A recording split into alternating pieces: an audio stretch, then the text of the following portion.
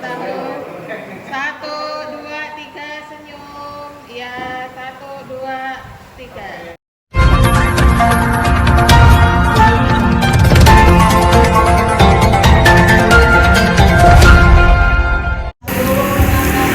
Selamat sore buat seluruh masyarakat Kabupaten Tebo, masyarakat Provinsi Jambi, terkhusus masyarakat yang ada di Desa Jaya Mulia, Kecamatan Rimbo Bujang, Kabupaten Tebo, Provinsi Jambi. Informasi yang bisa kami sampaikan buat kawan-kawan semuanya pada siang hari ini, hari Kamis tanggal 30 Januari 2025, kembali saya memberikan informasi. Desa Jaya Mulia, Kecamatan Rimbo Bujang, Kabupaten Tebo, Provinsi Jambi, hari ini menggelar ulang tahunnya yang kedua tahun 2025 dan sekaligus ulang tahun transmigrasi untuk Desa Jaya Mulia tahun ke-48 tahun 2025. Hadir dalam giat ini yakni Saudara Tuslam SPT MSI selaku Camat Rimbo Bujang, kemudian Ketua NU Rimbo Bujang Agus Jasmanto, kemudian Ustadz Mubarok dari Jalan RA Kartini, Kelurahan Mandiri Agung, Kecamatan Rimbo Bujang, Kabupaten Tebo, Provinsi Jambi. Juga hadir Ketua Lembaga Adat Melayu Desa Jaya Mulia, juga hadir PJ Kades Jaya Mulia Saudara Rifai, kemudian seluruh perangkat desa juga hadir di sini. Lalu para kadus, kemudian RT juga hadir di sini. Semuanya akan mengikuti detik-detik pelaksanaan hari ulang tahun Desa Jaya Mulia yang kedua dan hari ulang tahun transmigrasi yang ke-48 tahun 2025. Informasi yang bisa kami sampaikan buat kawan-kawan semuanya, sama-sama kita ketahui bahwa di tahun 2022 yang lalu, tepatnya di ujung tahun, yakni di bulan Desember, itu di Kabupaten Tebo telah dilaksanakan pemekaran desa yang semula berjumlah 108 desa, maka hari ini sudah 123. Artinya ada 15 desa yang dimekarkan di Kabupaten Tebo, baik itu di Kecamatan Rimbo Bujang, kemudian Kecamatan Rimbo Ulu, Tengah Ilir, dan Tebo Ilir. Dan hari ini Desa Jaya Mulia, salah satu dari desa pemekaran tersebut, menggelar ulang tahunnya dengan penuh hikmat dan kesederhanaan yang dipusatkan di Gedung Serbaguna yang ada di Desa Jaya Mulia, yang berada di Jalan 17 Ujung, Desa Jaya Mulia, Kecamatan Rimbo Bujang, Kabupaten Tebo, Provinsi Jambi. Informasi yang bisa kami sampaikan buat kawan-kawan semuanya bahwa di acara ulang tahun ini memang hampir di seluruh desa-desa pemekaran tidak seperti tahun-tahun yang dulu dilakukan dengan penuh kemeriahan dan penuh spektakuler, akan tetapi untuk tahun ini memang rata-rata saya menyaksikan sendiri itu dilakukan dengan secara sederhana. Informasi juga yang bisa kami sampaikan buat kawan-kawan semuanya, setelah ada sambutan dari Ketua Panitia Penyelenggara, kemudian dilanjutkan dengan sambutan PJ Kades Desa Jaya Mulia Saudara Ahmad Rifai, kemudian dilanjutkan dengan sambutan daripada Camat Rimbo Bujang Saudara Tuslam SPT MSI, kemudian Saudara Toyib selaku perwakilan dari transmigrasi. Maka kemudian dilanjutkan dengan Musyidoh Hasanah ataupun ceramah agama yang hari ini akan dilaksanakan atau diberikan tausiah agama oleh Bapak Kiai Haji Mubarok Mufti. Itulah informasi yang bisa kami sampaikan buat kawan-kawan semuanya. Memang sungguh luar biasa bahwa Desa Jaya Mulia memang dalam beberapa waktu yang lalu sempat menjadi sindiran buah bibir kawan-kawan serta masyarakat. Kok bisa kantor desa diletakkan di ujung desa? Ternyata pada hari ini saya sempat wawancara kepada salah satu kadus yang ada di Desa Jaya Mulia, mengatakan bahwa di lokasi inilah untuk tanah-tanah pasung memang masih tersedia sangat luas. Artinya untuk listrik kemudian jalan mudah-mudahan di tahun 2025 ini bisa dianggarkan sehingga pemerataan pembangunan di Desa Jaya Mulia benar-benar bisa terlaksana. Itu saja yang bisa kami sampaikan. Mudah-mudahan informasi ini bermanfaat untuk semuanya. Mari kita ikuti jalannya acara pada sore hari ini. Itu saja. Selamat siang. Sukses selalu negeri. Salam. Atas kehadiran Bapak Ibu semua yang tidak menyangka di tempat yang pelosok, ya, kita tadi sebutkan mengingatkan kembali suasana transmigrasi. Mungkin sedikit inilah di suasana transmigrasi terdahulu dengan jalan yang licin, dengan jalan yang bergubah, kita sekarang mengalami kembali. Tetapi insya Allah pemerintah desa selalu memberikan pelayanan sebisa mungkin, semampu mungkin. Tetapi tanpa ada dukungan ibu semua, bapak ibu semuanya masyarakat Desa Jaya Mulia, maka pemerintah desa juga tidak akan bisa berbuat apa-apa. Bapak ibu yang kami hormati, sebelumnya yang kami hormati Bapak Yai Mufti Mubarak selaku pengasuh Pondok Pesantren Ariyat Sugeng Rawuh Pak Yai, yang kami hormati Bapak Camat Kecamatan Rimbo Bujang, yang kami hormati Ketua BPD beserta anggota, yang kami hormati Ketua PLAD Desa Jaya Mulia, yang kami hormati tokoh NU Kecamatan Rimbo Bujang Pak Gus Jasmanto Sugeng Rawuh, Pak Gus, Bapak Ibu Bida Desa, Ibu Warlap TNKB, Ibu Mbak, Ibu Hadi, dan tinggal pula dari rekanan media Pak Yamani Sugeng Rawuh, Bapak dan Ibu, Bapak-bapak RT, Bapak Dusun, dan juga tokoh masyarakat Desa Jaya Mulia. Sebelumnya kami mengucapkan banyak terima kasih atas partisipasinya, dukungannya, doanya. Mudah-mudahan di acara transmigrasi ulang tahun desa dan juga pengajian berkaitan dengan Isra Mi'raj, mudah-mudahan kita memberikan hidayah, diberikan taufik hidayahnya sehingga bisa mengambil sedikit apa yang akan nanti diuraikan oleh Pak Kiai Mufti Mubarak. Bapak Ibu yang kami hormati, kami selaku pemerintah desa sedikit baru berbuat. Jadi kalau toh masih ada kekurangan di sana sini, jalan masih becek, pelantaran masih becek juga, kami mohon maaf yang sebesar-besarnya. Insya Allah kami bertekad dengan bekerjasama dengan Bapak Ibu semuanya sehingga apa yang diharapkan nantinya bisa terlaksana semua. Assalamualaikum warahmatullahi wabarakatuh. Warahmatullahi wabarakatuh. Alhamdulillah, alhamdulillah. Asyhadu an la ilaha illallah wa asyhadu anna Muhammadar Rasulullah.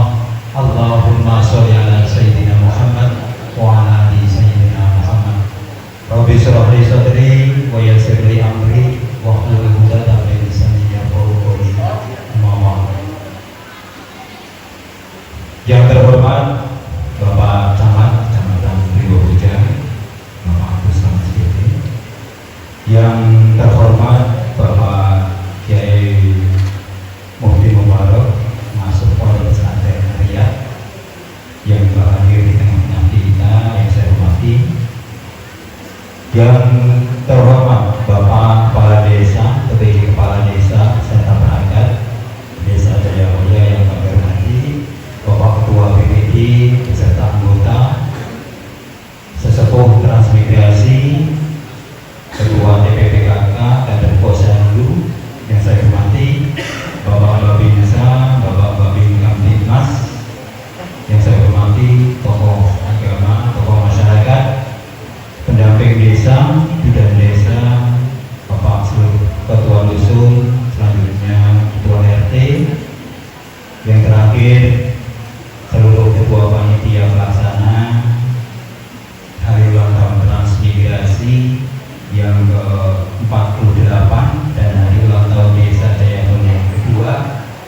sekaligus peringatan Isra Mi'raj Nabi besar Muhammad SAW tahun 1446 Hijriah. Pertama-tama marilah kita memanjatkan syukur kepada Allah Subhanahu wa taala atas limpahan rahmat dan karunia-Nya. Alhamdulillah pada kesempatan siang hari ini kita sama-sama masih diberikan kesehatan sehingga dapat memenuhi undangan dari panitia dalam rangka tiga kegiatan sekaligus di Desa Jaya Mulia pada siang hari ini. Selawat dan salam marilah kita aturkan kepada baginda Nabi Agung Muhammad SAW. Mudah-mudahan kita diakui sebagai umatnya dan kelak mendapatkan syafaatnya. Amin ya rabbal alamin. Mohon maaf para bini sesepuh sedaya pun, izinkanlah saya berbicara di depan, bukan berarti mengurangi hormat saya kepada Bapak dan Ibu, namun panitia tadi mengharapkan sedikit menyampaikan berkaitan dengan pelaku transmigrasi. Mohon maaf terutama kepada tokoh yang hadir, yang sepuh, ada Mbak Fandi selaku pelaku sejarah yang pertama, kemudian ada bapak-bapak yang ada di belakang, tetapi tidak banyak yang hadir. Mudah-mudahan dengan berkumpulnya kita hari ini, Allah memberikan ridho, keberkahan di desa yang kita cintai ini. Baiklah, tidak panjang yang ingin saya sampaikan. Izin berkaitan dengan masalah transmigrasi. Umur transmigrasi sudah 48. Jadi dari latar belakang daerah masing-masing yang ada, saya catat sedikit walaupun dadaan. Kami ini, kalau saya generasi kedua, kemudian Bapak di generasi pertama, yang sepuh-sepuh generasi pertama datang. Nah ini harapannya. Cita-cita orang tua pertama dulu datang ke sini adalah dengan program pemerintah pada tahun 77, tidak lain adalah tidak bukan supaya kita semua punya tempat, papan, pangan. Nah, semuanya sudah terwujud. Yang terhormat Bapak Kiai Haji Mufti Mubarok, yang saya hormati Bapak Ketua BPD beserta anggota, dan yang saya hormati Bapak PJKDes Desa Jaya Mulia beserta para perangkat, yang saya hormati Bapak Agus Jasmanto selaku pengurus MPCNU Kecamatan Rebubujan, dan sekaligus beliau kan warga Desa Jaya Mulia. Dan saya hormati Bapak Babinsa, Bapak Babinkantimas Desa Jaya Mulia, serta yang saya hormati Bapak Ketua Lembaga Adat, serta yang saya hormati Bapak Ibu tokoh agama, tokoh masyarakat, kader Posyandu, dan para tamu undangan yang saya hormati.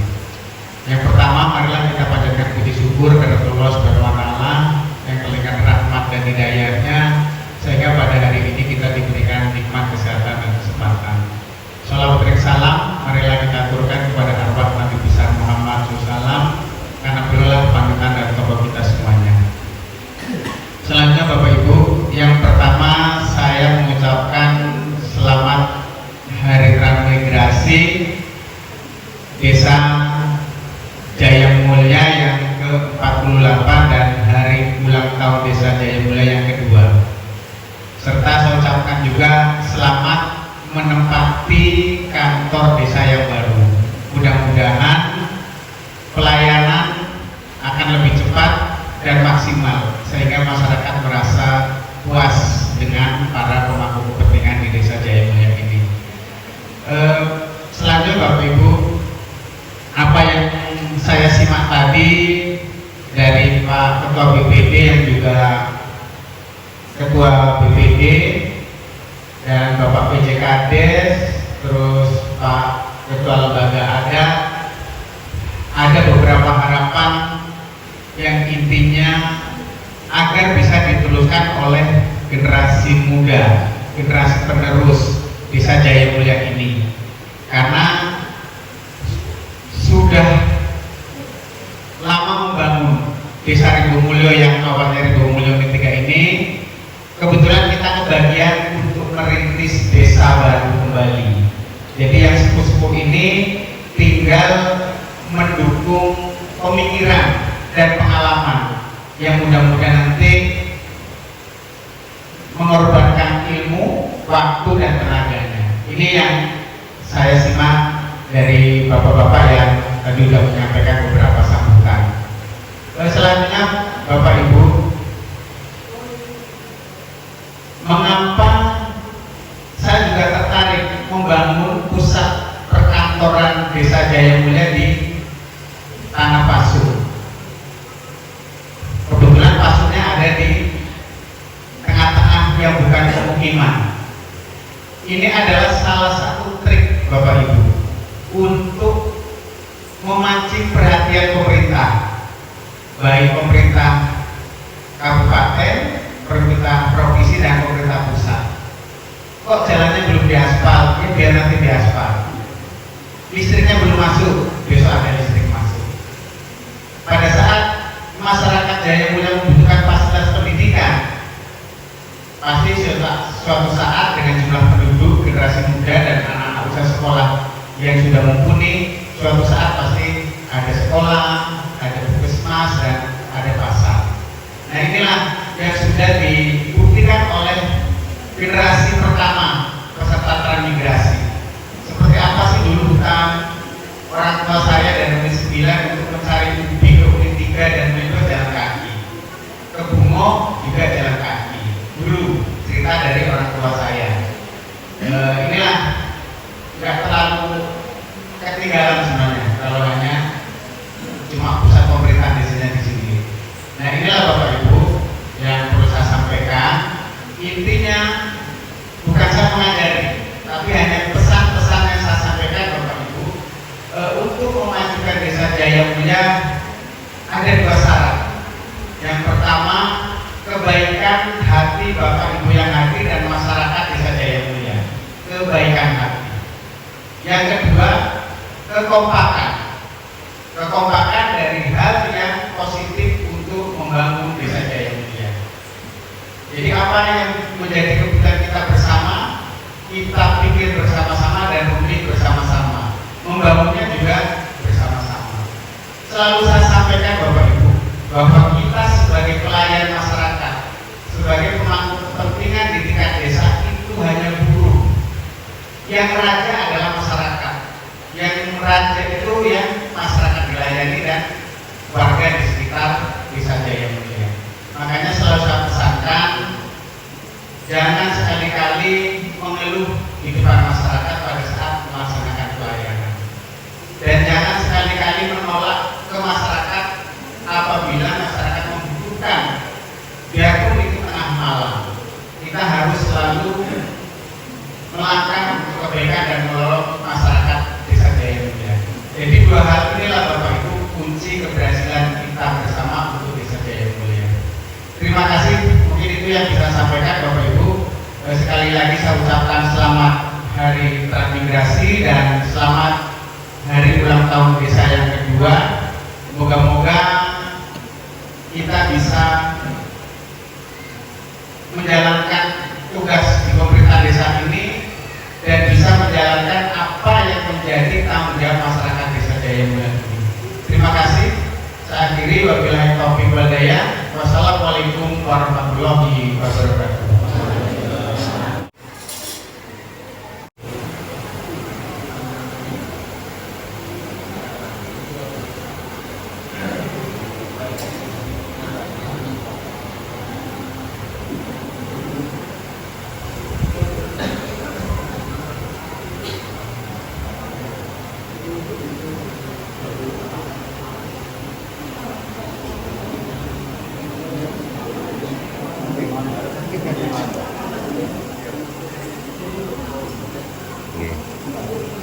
Jadi dulu beri tepuk tangan yang meriah. Terima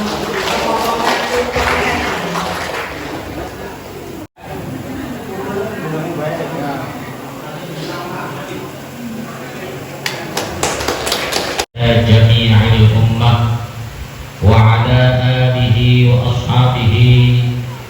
ومن تبعهم بإحسان إلى يوم القيامة.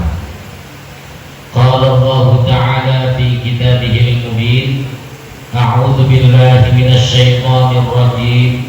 بسم الله الرحمن الرحيم. سبحان الذي أسرى بعبده ليلا من المسجد الحرام إلى المسجد الأقصى. الآية. وقال النبي عليه الصلاة والسلام: أول ما يحاسب به العبد يوم القيامة الصلاة.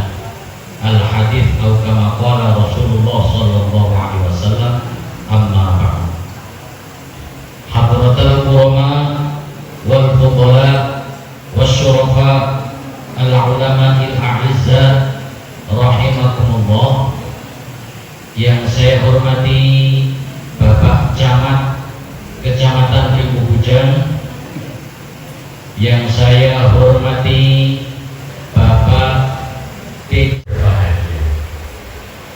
Pertama, marilah kita memanjatkan puja-puji syukur kehadirat Allah Subhanahu wa Ta'ala yang senantiasa melimpahkan nikmat-nikmat dan karunia-Nya kepada kita. Setiap waktu, setiap saat, tidak pernah kita lepas dari nikmat Allah. Betul? Sejak kita lahir, ibu-ibu, sampai saat ini belum pernah nafas prei libur walaupun seminggu saja. Omongnya kok seminggu, 15 menit saja habis, gitu. Sejak kita lahir sampai saat ini tidak pernah putus rizki diberikan oleh Allah Ta'ala. Belum pernah 3 hari tidak ada minum, nggak bisa minum, nggak ada. Terus mudawamah, rizki muazamah terus menerus. Orang kita kurang teknik terus menerus, alhamdulillah. Itu nikmat Allah yang begitu besar. Sehingga Allah tegaskan, wa in ta'uddu ni'matallahi la tuhsuha. Dan jika kamu hitung-hitung nikmat Allah, maka kamu tidak akan mampu menghitungnya karena saking banyaknya. Ini acaranya syukuran, syukuran miras pantas peringatan Isra Mi'raj. Ibu-ibu yang saya muliakan, bapak-bapak yang saya hormati, manusia hidup dalam 3 dimensi waktu, yaitu masa lalu, masa sekarang, dan masa yang akan datang. Masa lalu adalah kenangan, masa sekarang adalah kenyataan, dan masa yang akan datang adalah harapan, impian, hayalan, atau cita-cita. Orang yang baik adalah orang yang bisa mengambil pelajaran dari masa lalu, kemudian menentukan sikap pada hari ini dan merencanakan hari yang akan datang, sehingga hari ini harus lebih baik daripada kemarin dan besok harus lebih baik daripada hari sekarang ini. Maka dalam konteksnya dengan itulah, pada saat ini kita mengadakan acara peringatan Isra Mi'raj dan juga tasyakuran transmigrasi, satu peristiwa masa lalu yang tetap tidak kehilangan relevansinya untuk kita jadikan pelajaran bagi kita yang hidup pada saat ini. Nek biyen sing melu terang, wah itu mungkin ngerasa hati gitu. Orang kaya sani itu susah payah, berakit-rakit ke hulu, berenang-renang ke tepian, sakit-sakit dahulu, susah-susah dahulu, baru kemudian berbahagia. Itu susah-susah dulu, itu masalah. Tapi memang dunia ini Allah ciptakan bukan untuk senang-senang. Itu boleh. Allah sudah ciptakan tempat senang-senang, yaitu surga. Allah sudah ciptakan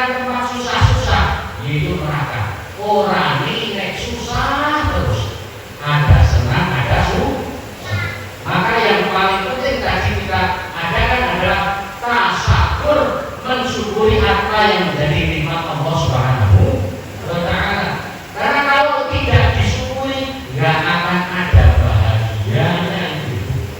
Wa mal hayatud dunya illa mata'ul ghurur. Dan tidak ada kehidupan keindahan dunia ini kecuali perhiasan yang menipu saja. Aku sih dunia ini nek durung biyen kayak zaman perang itu generasi pertama itu sing jenenge wong tanggane duwe sepeda hotel. Wah, wis kepingin. Iki lho. Ya Allah. Wah, kok seneng teman nek duwe sepeda ya. Liyane do mlaku kok bisa numpak sepeda. Bayangake sepeda itu memang. Tapi nanti Allah berikan rezeki bisa beli sepeda, numpak sepeda. Ternyata simpangan ketemu tonggone meneh sing numpak motor. Jebulane sepeda ki ora enak. Jebulane sing penake motor. Oh, sudah bisa beli motor lagi. Nanti dua hari hujan ketemu kawan lagi naik mobil. Oh, motor ini gak enak. Yang enak itu kalau punya mobil. Mobil sudah begitu, terus ini lagi tambah lagi. Sampai kalau dunia ini dimasukkan perutnya seseorang pun tidak akan merasa puas. Maka tidak ada yang bahagia kecuali orang yang pandai bersyukur. Kalau orang yang pandai bersyukur itu jadi wali. Wali itu tidak ada susah, tidak ada sedih. Ala inna awliya Allah la khaufun 'alaihim wa la hum yahzanun. Dengan doa wali, orang yang susah, hidupnya sederhana, tapi hatinya bahagia. Ini kula jenengan kadang-kadang dido wong yang pena, mewah, tumpakane api, umai mangkrong gitu. Sebulannya hati lemu. Ini betul. Kadang-kadang adem-adem teremos ke gambarnya, tapi jeruni panas. Nah ini kurang syukur. Maka kita syukur kepada Allah Subhanahu wa Ta'ala. Bisa beli ladang, alhamdulillah. Betapa yularang, alhamdulillah. Bisa sholat sembahyang, alhamdulillah. Ditagih utang, alhamdulillah. Duwe anak soleh, alhamdulillah. Rezekine akeh, alhamdulillah. Putrane apik kabeh, alhamdulillah. Bojone rabi maneh, alhamdulillah. Sing kono alhamdulillah. Sing kono marah-marah. Alhamdulillah. Kita itu akan bahagia manakala kita mau mensyukuri nikmat Allah Subhanahu wa Ta'ala. Wau dipun waosaken setunggaling ayat Al-Qur'an, la in syakartum la azidannakum wa la in kafartum inna adabi la syadid. La in syakartum yakti lamun syukur sapa sira kabeh la azidannakum. Iki lamit jenenge lamit tidak. Nun tasdid itu jenenge nun tauhid sakilah. Nek bahasa Arab ini. Mongko yakti mesti bakal nambahi sapa ingsun ing nikmat. Jadi nek ahli tafsir menafsirkan bahwa la azidannakum itu Allah seakan-akan bersumpah sampai 12 kali. Kalau kamu mensyukuri nikmat, maka pastinya 12 kali akan aku tambah nikmat-nikmat itu kepada. Niki zaman biyen generasi pertama susah payah. Biasanya menumbuhkan atau membuahkan hasil yang nikmat saat ini. Kita yang hidup saat ini bagaimana menentukan untuk masa yang akan datang. Karena mangkana yaumuhu khairan min amsihi fa huwa radihun. Barang siapa yang hari ini lebih baik daripada kemarin, maka dia adalah orang yang beruntung. Siapa yang hari ini sama dengan kemarin, dia adalah orang yang rugi. Siapa yang hari ini lebih buruk daripada kemarin, maka dia adalah orang yang celaka. Maka bagaimana kita jadikan hari ini lebih baik daripada kemarin dan besok lebih baik daripada hari sekarang. Kemudian kita juga membicarakan tentang peristiwa Isra Mi'raj. Bagaimana kita maklum bahwa Al-Quran bukanlah kitab sejarah, tapi Al-Quran banyak menceritakan peristiwa-peristiwa bersejarah.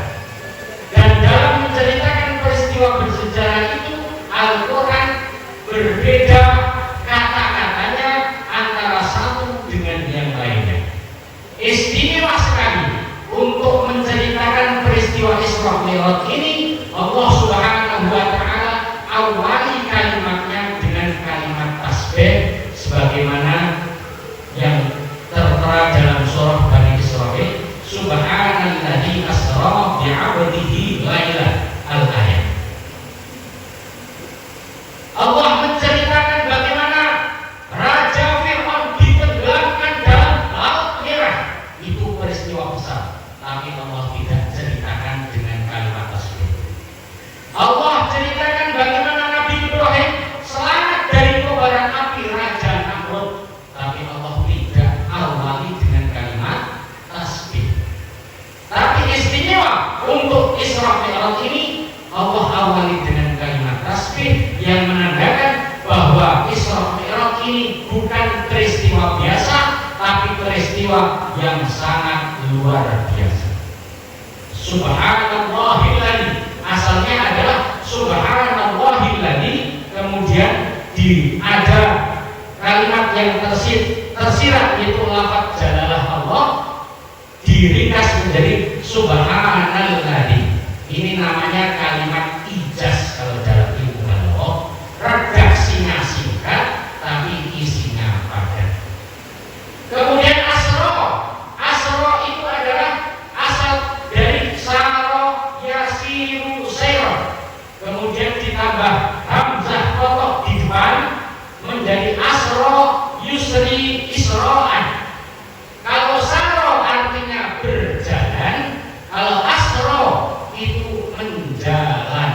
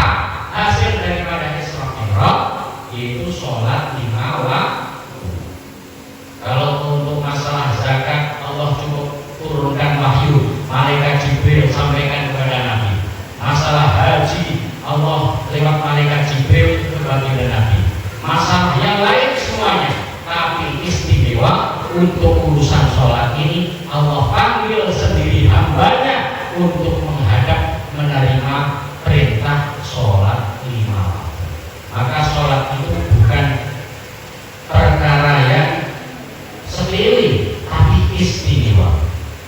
Sampai baginda Nabi Sallallahu Alaihi Wasallam bersabda, Innama mawdi'us sholati minad-din kama mawdi'ir ra'si minal jasad. Sesungguhnya kedudukan sholat dalam agama itu laksana kedudukan kepala pada badan. Kepala pada badan. Artinya ngomong betul. Nek jenengan ono wong nang narkoba, tangane buntung, Mbak, tolong Mbak. Kenapa? Ini loh tangan saya buntung. Kenapa? Itu bermotor. Masih dengan ajak masuk rumah, dikasih air putih, diobati. Itu benar. Ada lagi orang yang buntung kakinya, nggak ada kaki. Pak, tolong Pak. Kenapa Pak? Ini ketiban pohon, ketiban kayu, buntung kaki saya. Oh ya, mari masuk silakan. Diobati, diobati. Tapi kalau malam-malam jam 2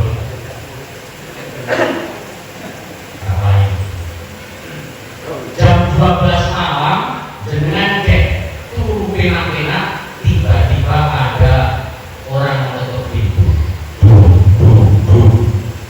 Siapa? Siapa? Sopo ya? Sopo ya Pak? Buka, dibuka, pintunya dibuka. Ternyata badan tanpa kepala. Dipersilahkan masuk apa benar? Di dadanya ini dikasih tempelan tulisan, jangan takut Mbak, aku ini manusia biasa kok. Percaya atau tidak? Tidak percaya. Gak mungkin manusia biasa kok hidup tanpa kepala. Kalau masih hidup itu berarti genderuwo, kuntilanak, sundel bolong, lele kantong, betul? Kalau manusia tanpa kepala pasti mati. Itulah perumpamaan dari baginda Nabi bahwa sholat laksana kepala pada badan. Agama tanpa sholat seperti kepala badan tanpa kepala. Badan tanpa kepala mati. Begitu juga Islam kok tidak ada sholat, maka mati roh Islam di dalam hati kita. Itu pentingnya sholat. Dalam hadis yang lain, baginda Nabi Sallallahu Alaihi Wasallam juga bersabda, "Awwalu ma yuhasabu bil 'abdi yaumil qiyamati shalah." Pertama kali yang akan dihisab pada diri seorang hamba di hari kiamat adalah urusan sholat. In sholat, sholat sahiru amali, wa in fasadat, fasadat sahiru amali. Kalau amal sholatnya bagus, yang lain ikut bagus. Kalau sholatnya buruk, yang lain ikut jadi buruk. Karena barometernya adalah sholat. Ada pengumuman dari Pak Camat misalnya. Pengumuman disampaikan kepada seluruh masyarakat di Jaya Mulia bahwa pada hari Kamis tanggal 30 Januari 2025 akan diadakan acara tasyakuran desa.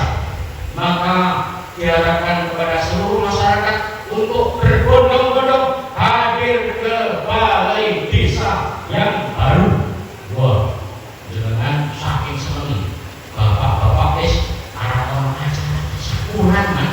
Jadi aku tunggu peci anyar, beli peci baru, bajunya baru, setrika 2 hari 2 malam. Saking senengnya acara. Jamnya utang-utang, cincin sampai pinjem-pinjem, sandalnya baru, pecinya baru, sorbannya baru, macak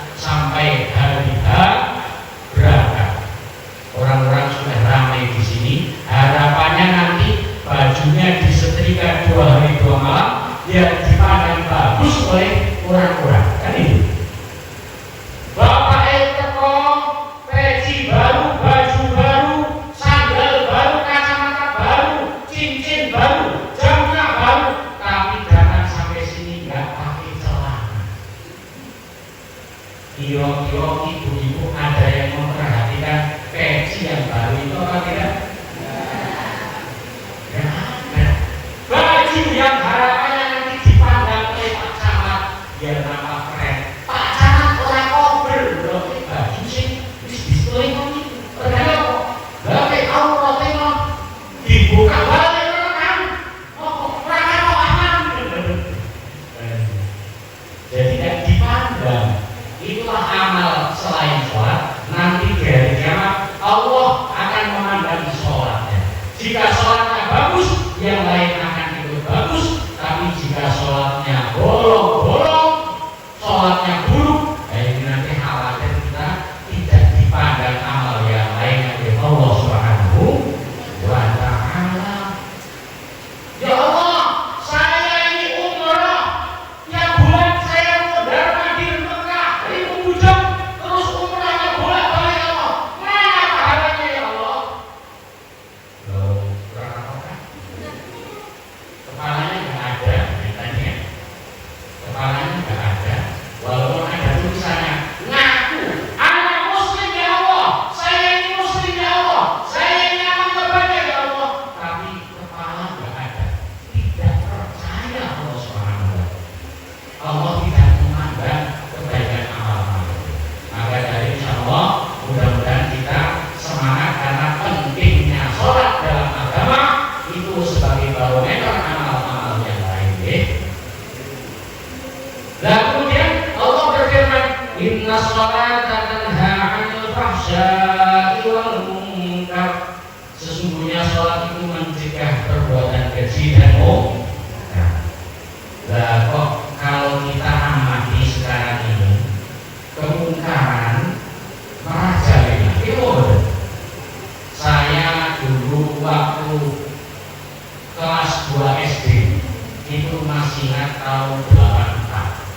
Itu ada peristiwa seorang anak mati terbunuh oleh ayah dan ibunya. Namanya Ari Hanggara. Nek sing di bawah saya mungkin udah nggak ingat. Tapi kalau seumuran saya umurnya kan sama dengan peran migrasi sini. Jadi kurang lebih ya 48 tahun. Ada anak dibunuh oleh orang tuanya, nggak sengaja. Maka heboh se-Indonesia, se-Nusantara heboh. Heran semua. Oh ada orang tua tega bunuh anaknya, itu nggak sengaja. Itu tahun 84 sampai dibuat film. Saya nonton film itu berjalan kaki 3 kilo ke Balai Desa. Ramai satu desa itu di Jawa. Sampai dibuat lagu oleh Roma Irama, namanya Ali Hanggara. Ya. Itu tahun 84 Deko. Nah kalau sekarang anak bunuh, orang tua bunuh anak bunuh orang tua, menantu bunuh mertua bunuh menantu, itu hari-hari biasa. Zaman kita tahu pembunuhan di mana-mana. Udah gak heran lagi, biasa saja. Ini sekarang artinya apa? Artinya kriminalitas makin meningkat, dekadesi moral makin merajalela. Padahal tadi inna sholata tanha 'anil fahsya'i wal munkar. Sesungguhnya sholat itu mencegah perbuatan keji dan munkar. Maka berarti sholat kita itu belum berkualitas. Itu betul. Bagaimana sholat yang baik? Sholat yang baik adalah yang bisa membawa sifat di dalam sholat dibawa di luar sholat. Kalau di dalam sholat kita melakukan apa di luar sholat tidak yang itu, karena Allah berfirman, fawailul lil musallin, maka celakalah orang-orang yang sholat, alladzina hum an sholatihim sahun, mereka yang lalai dari sholatnya. Sholat ya, habis sholat nyolong jalan terus. Sholatnya tekun, tapi habis itu judi,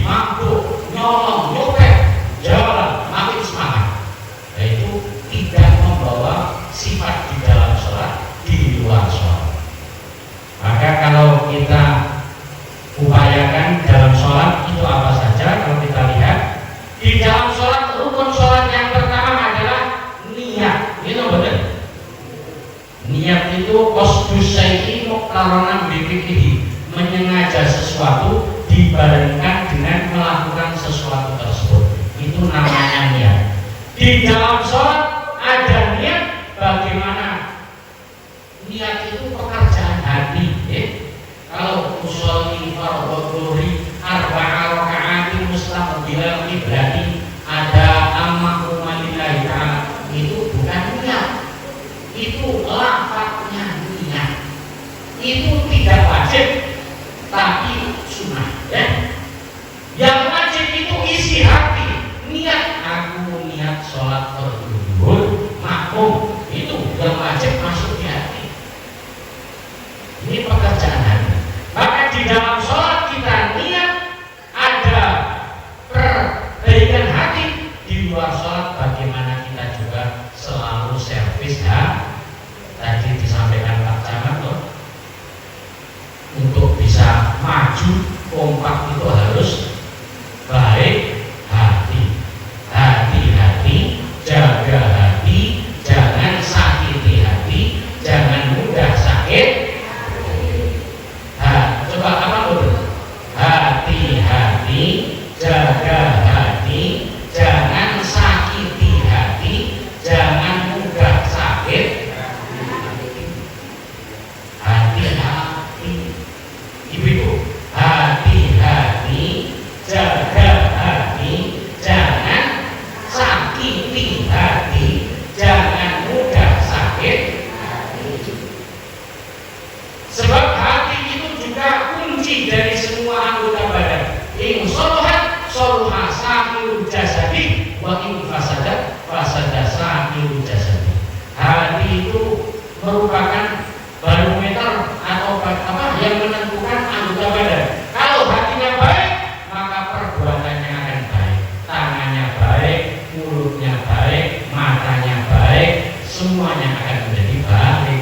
Tapi kalau hati busuk, wah ini orang senyum dikira ngejek, Pak.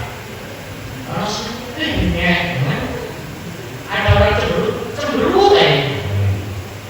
Nah, maka ada ini suami yang datang ke dokter spesialis THT.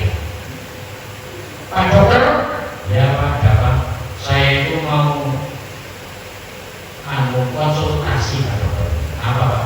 Istri saya itu kalau diajak bicara kok kayak gak nyambung gitu Pak dokter.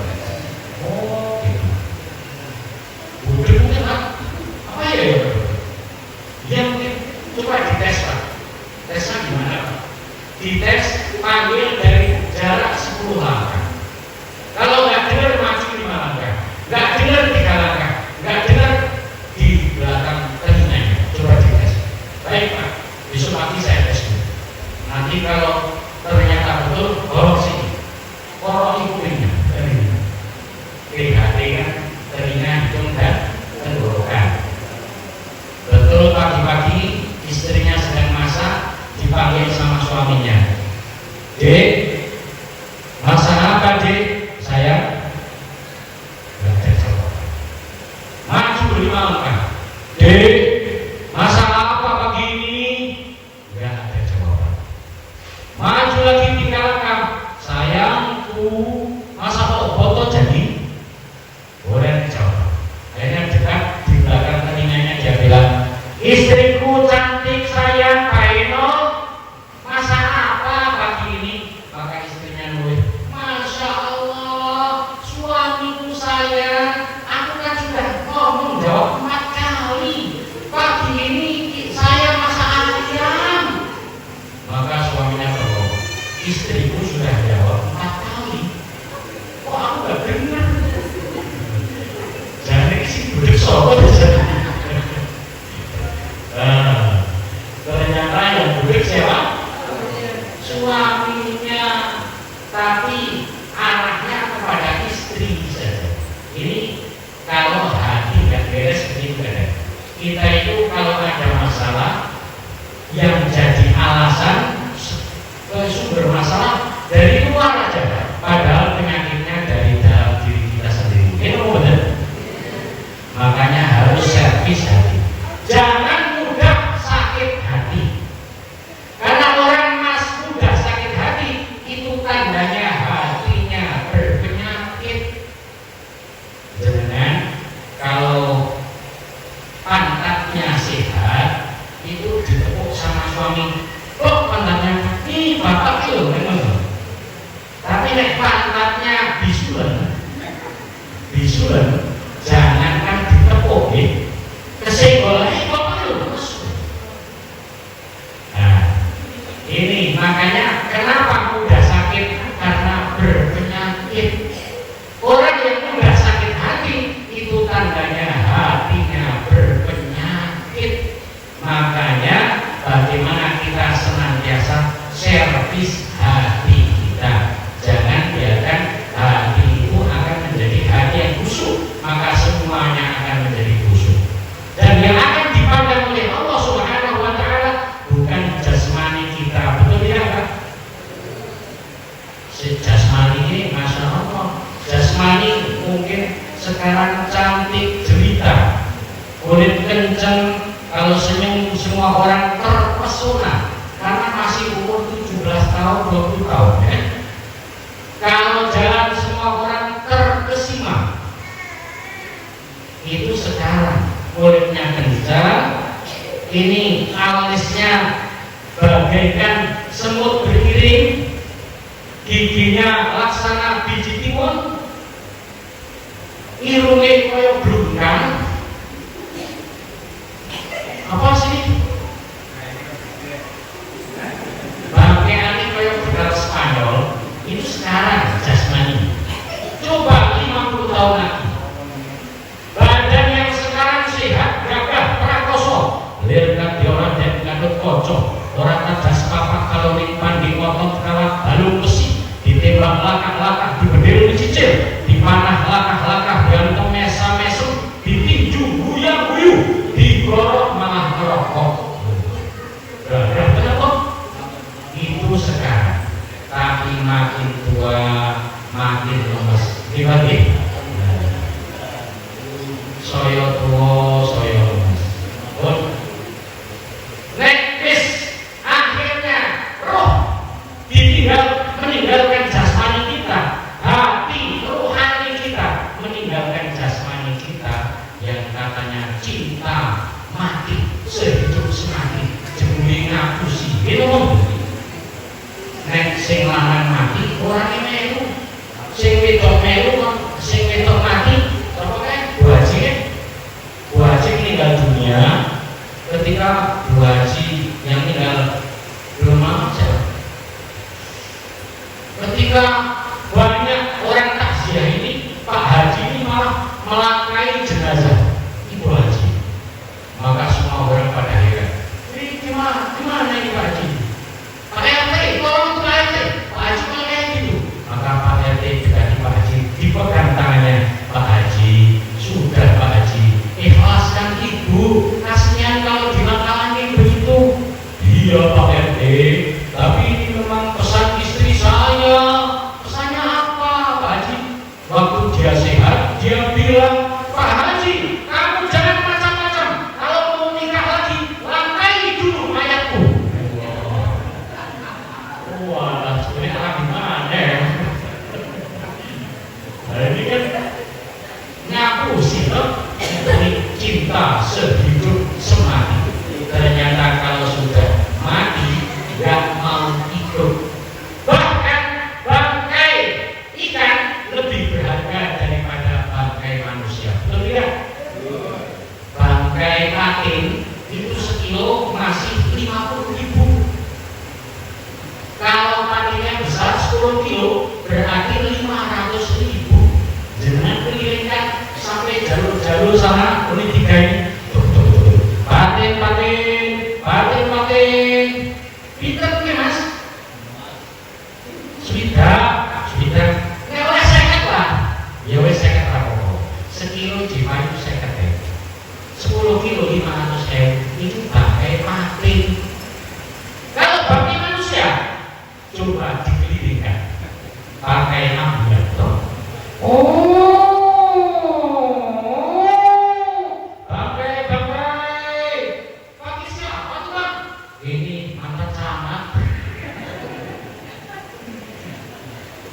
Kira-kira ada yang nalar nggak?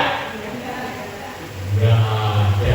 Mantan camat, mantan bupati, mantan presiden, bangkai nggak ada yang mau. Lebih mahal, berharga bangkai ikan daripada bangkai manuk. Rongsokan besi masih lebih berharga daripada rongsokan manusia. Rongsokan yang rongsok kayak terus mandi dari aku ratu pakan ngelanain meskipun kadang-kadang mencenganan mencengiri mungkin dengan tapi pengguni jajan yuk belum rongsokan memang laku orang masih inilah rongsokan manusia. Maka jasmani itu hanya hebat saat masih ada rohnya. Kalau ditinggalkan roh tidak ada harganya. Makanya innallaha la yughayyiru innallaha la yanzuru ila suwarikum wa amwalikum walakinallaha yanzuru ila qulubikum wa a'malikum. Sesungguhnya Allah tidak melihat kepada rupamu, Allah tidak melihat kepada hartamu, tapi yang dipandang oleh Allah adalah hati dan perbuatanmu.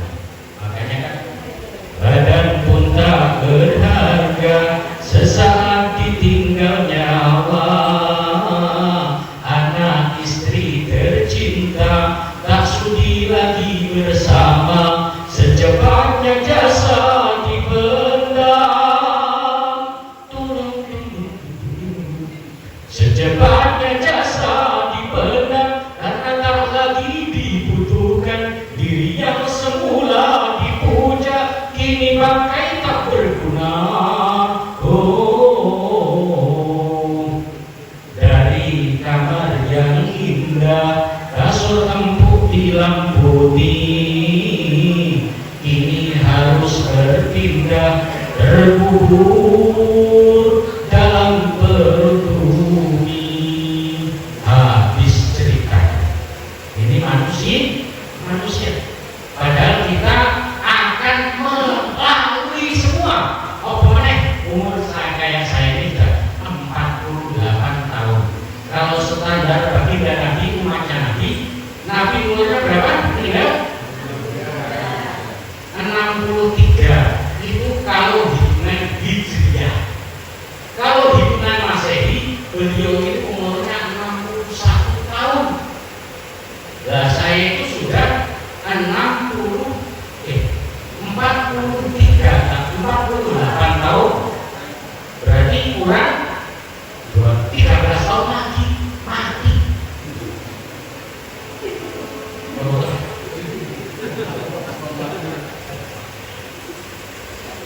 Jadi kalau saya dan yang sebarat dengan saya 13 tahun lagi mati. Nah, nek Pak Camat itu 50 tahun, 11 tahun mereka Camat. Pak lembaga adat 55. Wah, 6 tahun lagi. 6 tahun keras pil. Resiknya nangis lewat 6 tahun yang lalu itu baru kayak kemarin gitu. Lah yang bisa bergerak. Gitu. Nah, baik. 73. Wis kelewatan, bro. Wah, nek baik wis oleh bonus, tapi jenengan ojo aku ya oleh bonus. Saya iki musim orang yang bonus diskon order kira-kira. Nah, ana sing wis 60 tahun. Pas. Sing arep pojok dhewe iki. Yang sudah 61 tahun tinggal menunggu saja tulis kliwon atau sepuh paling. Yang tinggal 13 tahun lagi silakan. Tambah ladang boleh, silakan. Tambah kendaraan, tambah lagi istri, boleh. Silakan. Yang tinggal 5 tahun monggo silakan. Agama tidak melarang. Tambah ladang, tambah bisnis, tambah usaha, silakan, tidak melarang.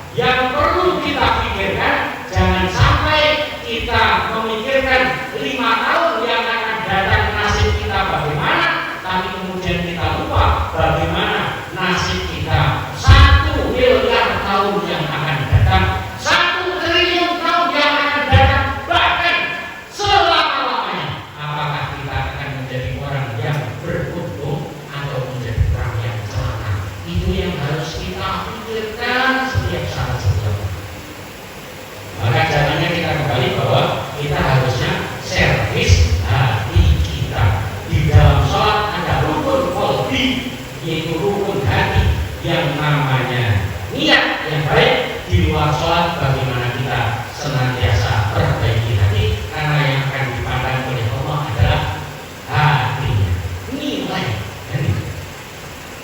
Kemudian di dalam sholat kita rukuk, okay? Ini rukun fikih, rukun perbuatan. Maka rukuk itu adalah kumpulnya semua anggota tubuh semuanya. Jadi begini, kumpul semua. Artinya di luar sholat bagaimana kita jalin ukhuwah, persatuan. Jangan kita mudah diprovokasi satu dengan yang lainnya, saling benci satu dengan yang lainnya, jadi koyo wasit. Ojo dadi koyo wasit. Jadi wasit ngertos nggih? Wasit sepak bola itu lari ke sana kemari hanya untuk mencari kesalahan orang. Apalagi wasit tinju. Wasit tinju kan orang wong loro kerantulan dipisah. Nanti kalau sudah pisah, ayo tinju lagi. Ini itu wasit tinju. Jangan seperti wasit. Kita ini satu. Kalau jasadil wahid seperti satu tubuh. Kalau satu tubuh, yang satu sakit, yang lain akan ikut merasakan sakit. Maka jaga bagaimana ketika kita sholat ada rukuk, di luar sholat bagaimana kita jalin persatuan. Jangan saling benci. Kadang-kadang kita ini cuma masalah sedikit aja bencinya itu sampai anak cucu.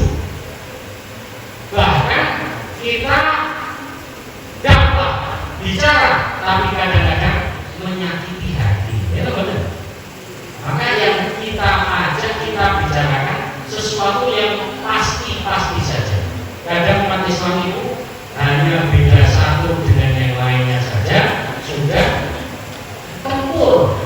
Yang diutik-utik perkara sing nggak begitu penting. Kadang-kadang hanya masalah yang satu tahlilan, yang satu enggak, itu dibicarakan. Kalau nggak mau dikir silahkan, tapi kalau benci dengan dikir, nah itu baginda Nabi Sallallahu Alaihi Wasallam bersabda, "An-nikah sunnati." Nikah itu sunnahku. Nikah itu sunnah Nabi. Fama rohibah sunnati kalisan ini. Siapa yang benci kepada sunnahku, maka bukan golonganku. Kalau nggak nikah gimana? Hukum nikah 5 Ghazali, 5 bagi. Bisa jadi nikah itu wajib, sunnah, makruh, mubah, haram. Ini deh. Lihat situasi kondisi. Kalau nggak nikah masih nggak apa-apa. Tapi kalau benci dengan sunnah yang namanya nikah, ini berbahaya. Nek orang belum zikir silahkan, tapi jangan benci kepada zikir. Orang zikir dibenci. Ini kan bikin masalah dong. Kalau nggak mau baca Quran silahkan, tapi jangan benci kepada orang yang membaca Al-Quran. Pamar rohibah sunnati warisan ini. Siapa yang benci kepada sunnahku bukan golonganku. Jangan saling benci, tapi kita saling asa, saling asih, saling nafsu. Yang ketiga, ketika kita sholat sujud, maka di luar sholat juga seperti sujud. Sujud itu tawadhu, rendah hati ya. Kepala ditaruh paling bawah, pantat lebih tinggi daripada kepala. Maka dunia semuanya ini hanya titipan Allah. Yang kaya ya jangan gaya, yang nggak punya juga jangan rendah diri, tapi rendah hati. Rendah hati itu tawadhu. Kalau rendah diri kan minder. Jadi yang kaya jangan, yang miskin jangan bersedih dan jangan sesali diri. Yang kaya janganlah bangga dan jangan busungkan dada. Derajat manusia di sisi Tuhannya bukan karena hartanya. Derajat manusia di sisi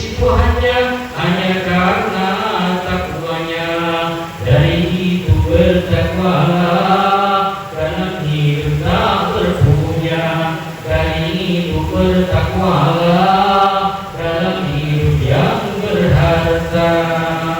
Gitu ya, kaya yo jangan gaya, jangan memandang orang dengan sebelah mata. Miskin juga bagaimana, jangan sesali diri, karena yang dipandang oleh Allah adalah takwanya.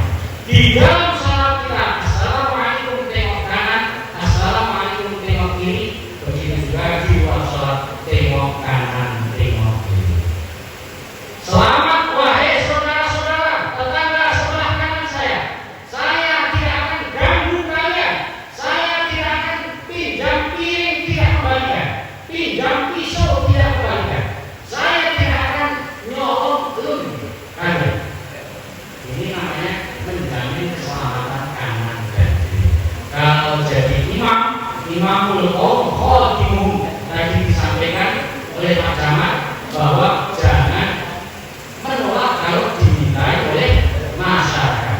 Imamul qaum khadimum, imam pemimpin umat itu adalah pelayan bagi umat. Kan begitu. Maka Nabi sangat adil sehingga beliau mengatakan waladhi nafsi biyadih, demi hak dan nyawaku berada di dalam genggamannya. Lau anna Fatimah binta Muhammadin sarakat la qata'a Muhammadun yadaha. Jika seandainya Fatimah putri Muhammad itu mencuri, maka Muhammad sendiri yang akan memotong tangannya. Putrinya sendiri mencuri akan dipotong oleh baginda karena pemimpin yang adil. Pemimpin yang adil akan membawa rahmat dan kemakmuran bagi seluruh rakyatnya. Mudah-mudahan ini Pak PJ Bupati, PJ Kades, paling kami, ini Pak Wali Pulau Jalan Korudin, jadi Kades di sini. Mudah-mudahan diberi kekuatan oleh Allah, disehatkan badannya, diberikan kemampuan mengemban amanah sehingga mendapatkan ridho Allah Subhanahu wa taala. Demikian yang saya sampaikan pada kesempatan malam hari ini. Sore malam, nyanyi malam Pak Ustaz Agus. Nah ini insyaallah. Demikian yang saya sampaikan, segala kesilapan, kesalahan, mohon maaf. Ada benarnya jalannya dari Allah, ada kekurangannya karena kesilapan dan kekurangan saya. Mohon maaf yang sebesar-besarnya.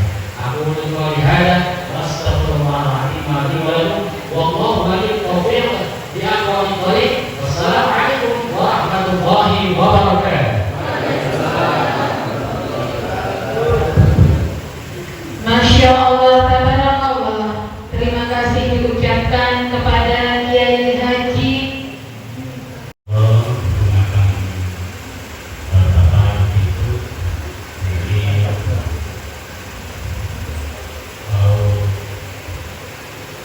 istiqomah namun ringan bersama. Jadi sebesar lalu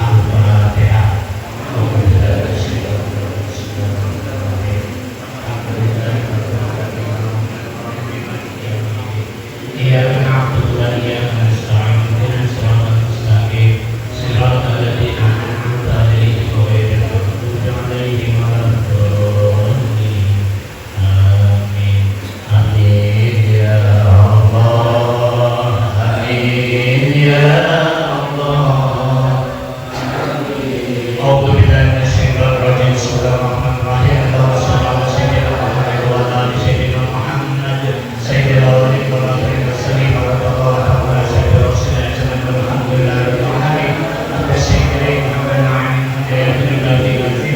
يا ربنا الحمد لله ينبغي لجلال وجهك الكريم وعظيم سلطانك اللهم صل على سيدنا محمد صلى الله عليه وسلم بالأهواء والآثار وتغفر لنا فيها جميع الحاجات وتعطانا بها الدرجات الفضيلة والصلاحية من جميع الخير في حياتي وأبدا اللهم ادفع عنا الولاء والبلاء والوباء والبأس والمنكر والسيوف المخالفة والسدائد والمهن ما ظهر منها وما بطن من بلدنا هذا خاصة ومن بلدان المسلمين عامة إنك على كل شيء قدير اللهم إنا نسألك السلامة في ديننا في الدنيا والآخرة وعافية في سادنا وزيادة في الإيمان ودرجة في الدنيا وتبارك الموت ورحمة الموت والآخرة بعد الموت اللهم هرم علينا في سكرة الموت ونجنا من النار ورحمة الإحسان اللهم اجعلنا أولادنا وتلاميذنا من أهل العلم وأهل الخير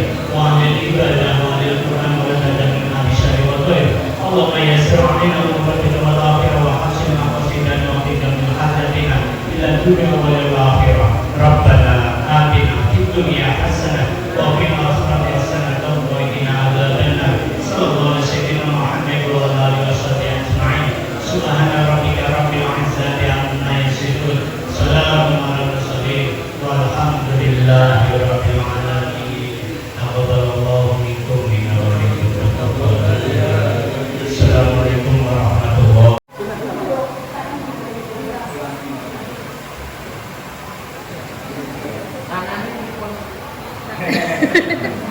Satu, dua, tiga. Tahan. Sekali lagi. Satu, dua. Semangat. Semangat. Satu, dua, tiga. Tahan. Sekali lagi. Rahma awas dulu nak. Satu, dua, tiga. Dua tahun. Satu, dua, tiga. Senyum. Ya, satu, dua, tiga.